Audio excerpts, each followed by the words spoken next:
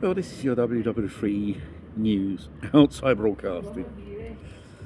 Once upon a time in Italy, due to the fact that Italians were sick and tired of paying high insurance premiums and other type of taxes here in Italy on motor vehicles,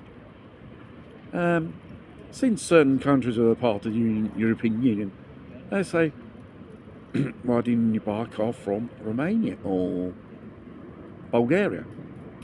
Slap on those pair of number plates, come back in Italy, and it's done. It's incredible how much taxes and money you save on insurance, and you're legally can go on public roads with it because you're insured.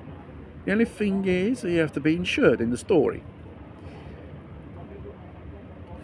Seeing this thing catched on with even Italians, not just Bulgarians or Romanians, and there were people who earn a living from it, buying cars from Italy, exporting them to Bulgaria, Romania, slap up on the number plates of the country, insured, road tax, MOT, and ship it back to the Italian clients. And the Italian government at that time didn't like this idea, and they began to clamp down on it, which goes against the European Union's principle of free circulation of goods and people through the member states, which is a clear violation of the principle. Well, strangely enough, no, someone didn't seem to invoke. Now, I've seen just a video a few minutes ago. There was a register in Italy called Reve. It's a national register for vehicles which have number plates of other countries registered, and you can use in this country. Whether, I think it's a leasing or whatever form of type of thingy, but what it is, or purchase. Luxury cars, Ferraris, Rolls Royce, Lamborghinis, what you were, which are in the name of you or some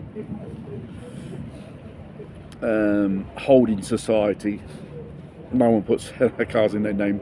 If it's those big, if they're high CC cars or luxury cars, you bring it over here in Italy. In 30 days, you register it, and you can go around with it. You have to pay an annual tax of €100. That's the catch. But you maintain the same type of conditions you bought it from that country in the first place. The number plates, the road tax, and even insurance from that country. Seeing down in Napoli, there's a bit of a fashion to have Polish number plates on the car. God knows how many cars that are in Napoli are going around with the number plates of this nation. Because it's more cheaper, there's insurance, road tax. Seeing car insurance, Napoli is absolutely, you pay more for the annual premium than the bloody car is worth. That's nothing illegal. And if people do it, it's not much of a problem, in my opinion. It's an advantage. Why should we be slave paying taxes and duties here in Italy when there's a European principle say you can, goods and persons have legal circulation between member states, and this so-called Rev thingy bob is a good idea. The fact is, €80 who owns a Ferrari is like €5. It's a bit like a forfait tax on a tandem every year you pay.